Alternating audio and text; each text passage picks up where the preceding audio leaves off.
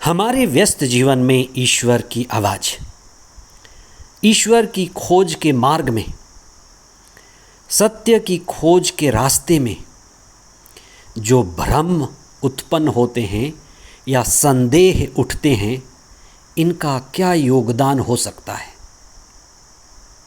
ईश्वर की खोज के मार्ग में भ्रम और संदेह परिपक्वता लाते हैं, सत्य को निखारते हैं, अनुभव बढ़ाते हैं और समर्पण लाते हैं।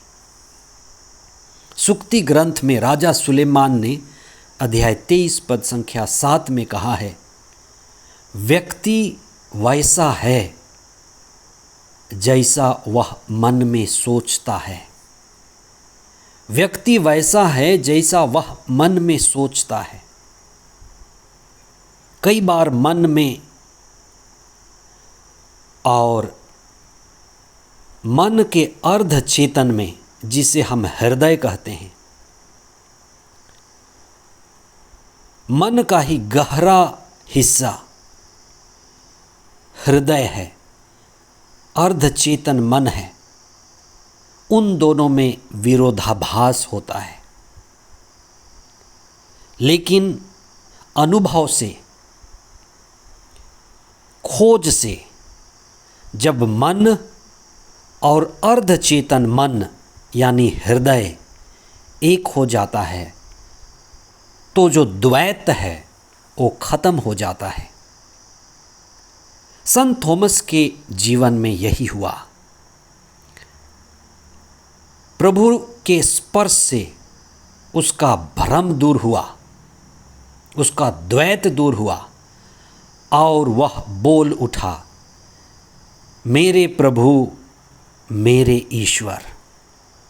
आज हम संत थॉमस के इस महावाक्य पर चिंतन करें, मेरे प्रभु मेरे ईश्वर। 13वां सामान्य सप्ताह 3 जुलाई 2025 बृहस्पतिवार। संत थॉमस भारत के प्रेरित का पर्व। पहला पाठ प्रेरित चरित अध्याय 10 पद संख्याएं 24 से 35 तक। दूसरा पाठ संत पेतरुस का पहला पत्र अध्याय 1 पद संख्याएं 3 से 9 तक और संत योहन का सुसमाचार अध्याय 2 पद संख्याएं 24 से 29 तक। नदी की धारा में बहना आसान है, लेकिन नदी की धारा के विरुद्ध संघर्ष करना कठिन है। धर्म नदी की धारा है। धर्म में भीड़ है।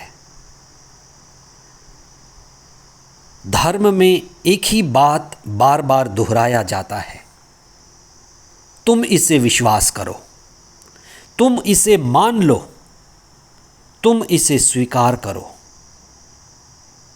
भारी भीड़ इसी बात पर राजी हो जाती है। सर्वसाधारण लोग मान लेते हैं, ठीक है, कहा गया है, कह रहे हैं, ठीक ही होगा। अधिकांश लोग मान लेते हैं। अधिकांश लोग वैसे भी मूर्छित हैं, बेहोश हैं, वे मान लेते हैं। पर जो लोग सजग हैं, जागे हुए हैं, होश में हैं, वे तार्किक हैं, वे बुद्धिजीवी भी हैं। तर्क और बुद्धि परिपक्वता चाहती है। तर्क निष्कर्ष चाहता है। विश्वास के मार्ग में संदेह और भ्रम संघर्ष उत्पन्न करते हैं। संत थॉमस विश्वास के मार्ग में संघर्ष करने वाला प्रेरित है। उनका कहना था, कैसे मान लूं? उनके मन में और उनके अर्धचेतन मन में द्वैत था। अर्धचेतन मन राजी नहीं हो रहा था। इसीलिए उसने कहा कि मैं देखना चाहता हूं, मैं स्पर्श करना चाहता हूं और मैं भ्रम को दूर करना चाहता हूं। संत थॉमस लगभग ईसा के 52 वर्ष बाद दक्षिण भारत में आए। वे प्रथम सदी में आए। बड़े आश्चर्य की बात है कि प्रथम सदी में ही ईसा का आध्यात्मिक संदेश, उनकी शिक्षा संत थॉमस भारत ले आए थे। संत थॉमस को संदेह करने वाला प्रेरित भी कहा जाता है। विद्यालय में, क्लास में जो विद्यार्थी बड़ा संदेह करता हो, दिए गए उत्तर का, जवाब का आसानी से समझौता नहीं करता, कई बार वह सवाल पूछता है, लोग या गुरु, शिक्षक कई बार उसे विद्रोही मान सकते हैं, कई बार मंदमती, बुद्धिहीन मान सकते हैं, कई बार हम उसे तार्किक कह सकते हैं। संत थॉमस का संदेह, उनका भ्रम, उनकी कमजोरी नहीं थी, उनकी ताकत थी। वे जागे हुए प्रेरित थे, वे साहसी भी थे, वे जिज्ञासु भी थे। भ्रम और संदेह सही मायने में हमारे जीवन में आत्म खोज लाता है, आत्म जिज्ञासा लाता है और अंत में आत्म समर्पण लाता है। संदेह हमारे ज्ञान को निखारता है। एक ज्ञान होता है उधार का ज्ञान, बोरोड नॉलेज, सुनी सुनाई बात, कही गई बात। दूसरा होता है व्यक्तिगत अनुभव, ज्ञान का व्यक्तिगत खोज, व्यक्ति से गुजर कर गया हुआ ज्ञान।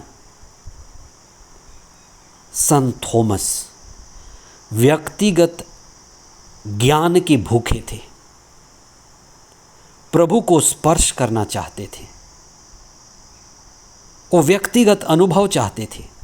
जैसे स्तोत्रकार कहता है, परख कर देखो प्रभु कितना भला है।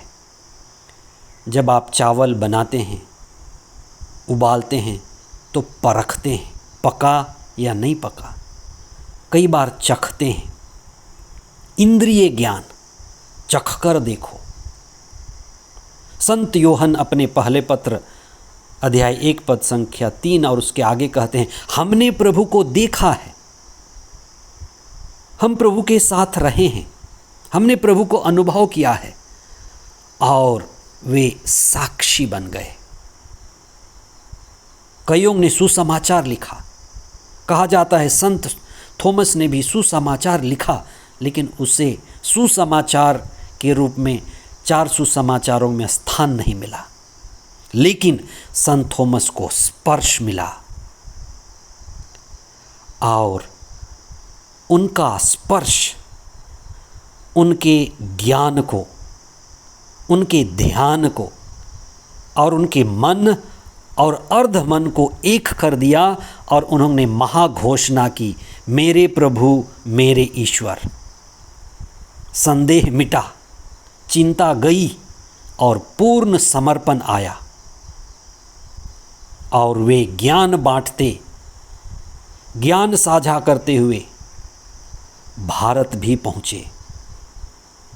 इसलिए हम सभी धन्यभागी लोग हैं जो प्रथम सदी में ही प्रभु के संदेश को अपने देश में पाए। आज हम ईश्वर को धन्यवाद दें संत थॉमस प्रेरित के लिए। उनके जीवन के लिए, उनके किए गए कार्यों के लिए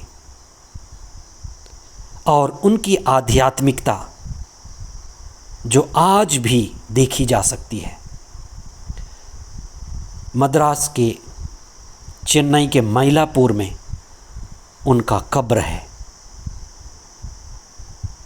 ईसा के जाने के बाद 72वें साल में वे शहीद हुए थे। ईश्वर को सब कुछ मानने वाले, ईसा में सब चीज़ देखने वाले घोषणा करते हैं, मेरे प्रभु, मेरे ईश्वर। वे चाहते हैं कि हम सभी ईश्वर के राज्य के सुयोग्य नागरिक बने। संत थॉमस हमारे लिए प्रार्थना करें कि हमारा विश्वास परिपक्व हो। आमीन।